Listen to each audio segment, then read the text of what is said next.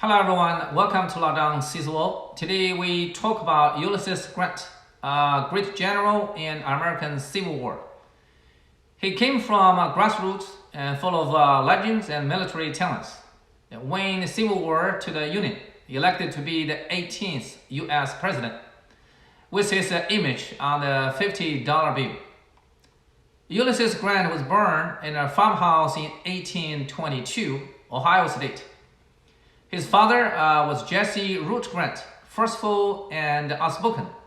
His mother was Hannah Simpson, serene and self-contained. At the baptism, he was named as Hiram Ulysses Grant. When he was 17, his father enlisted him to West Point Military Academy. The congressperson who recommended him misspelled his name as Ulysses Simpson Grant, U.S. Grant in brief, which could be understood as Uncle Sam Grant, United States Grant, or Unconditional Surrender Grant. His family moved to Georgetown, Ohio at his age of 1. His father ran a tannery store processing animal skins and furs with good business. They built a big house, and his father was elected mayor of the town, but against the slavery expansion to the west, and which greatly influenced Grant. Grant finished his elementary school there, and he occasionally helped at his father's store. Yet he detested to be at the tannery, for he could not stand the sight or smell of blood. Later, whenever he had grills, he always asked the meat to be well done or cooked to crisp. When he became a soldier and commander on the battlefield, in the face of bullets and shells, blood and skills, and he was calm and forgot the dangers. In schooling, he possessed a retentive memory, absorbing information like sponge, yet not a first-rate student. In fact, he was a talented horseman, an expert in horse riding, tamed all kinds of wild horses, and helped his family business by driving a wagon for delivery. His excellent equestrian skills at least twice saved his life in the battles, and his record of riding horse over a barrier in West Point had kept 25 years without being overtaken. At the library of the military school, he read a lot and reading just adventure novels.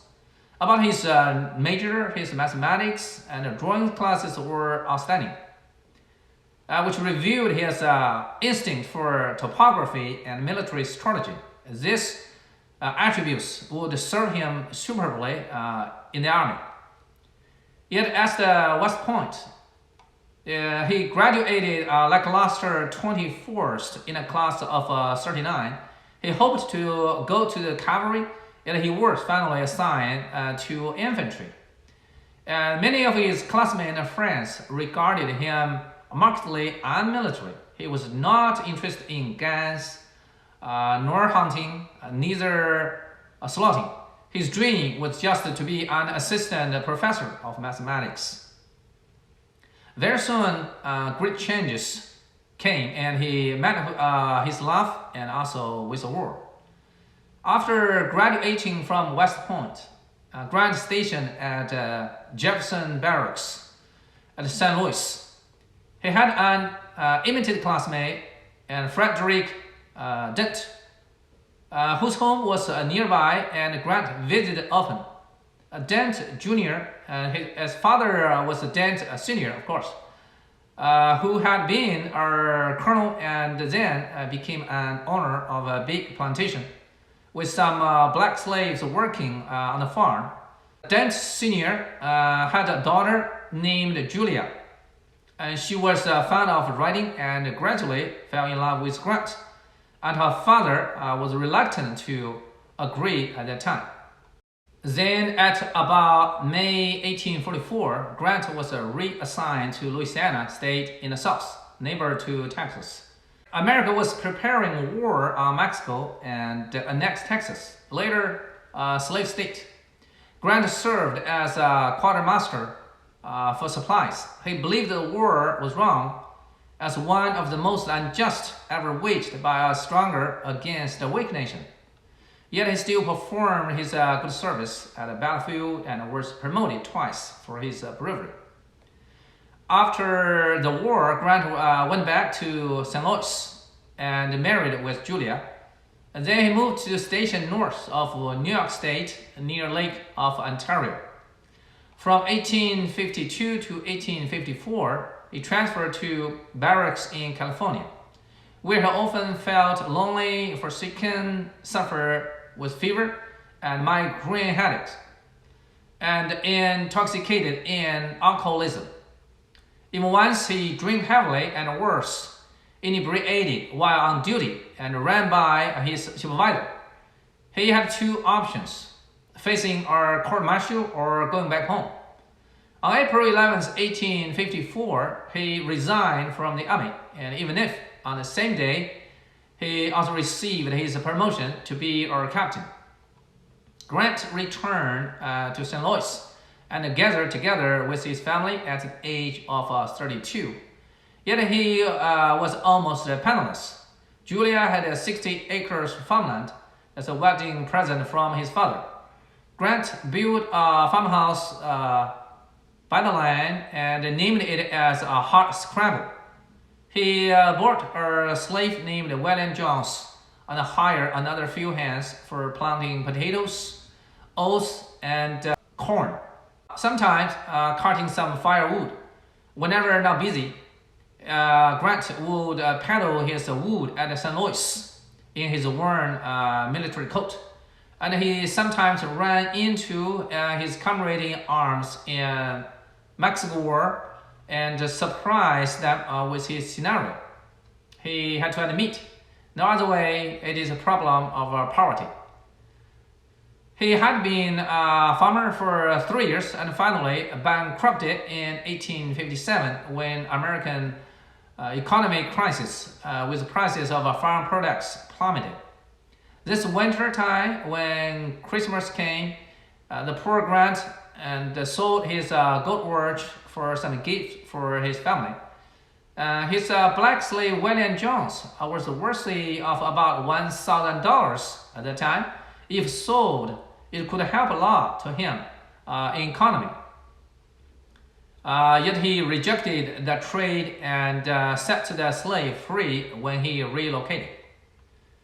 This winter at St. Louis, he also ran into his friend at West Point, William Sherman, who had undertaken financial investment after leaving the army.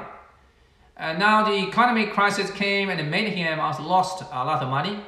And two hopeless men met together and decided that any graduate from military academy couldn't be a good farmer or a businessman. William Sherman later became Grant's assistant and key officer, and won many victories. When he besieged and took Atlanta, he set the city on flame, which could be seen in the movie Gone with the Wind. Grant engaged in the real estate business in St. Louis for about 9 months as a broker for selling house and collecting rent, yet unsuccessful, and he quit. He worked in a customs office for 1 month and then very soon was laid off. That period, he was never seen or smile on his face, and for life was too tough for him. Nothing ambitious, just made a living for his family. Grant was just in his 30s. He looked worn out, exhausted, hopeless. Life overwhelmed him. His wife, Julia, persuaded him to see his father for help. For his father ran very good business at Galena, Illinois State, a branch store about 50 people under supervision of his 2 younger brothers. He was arranged to be a sales clerk and a purchasing agent. So in April 1860, Grant sailed to Galena with his 4 children and rented a nice house nearby the store. and with a steady and good life. The job was not too much to his liking, yet he was already 38 years old, no more choices. If American Civil War hadn't happened, Grant's life would be like this, not too bad, not so gorgeous. He impressed the people around as a nice guy with just moderate abilities. Yet the Civil War broke out soon and arrived at its turning point and high tide. In April 1861 began the Civil War, and the Union of the North began to draft.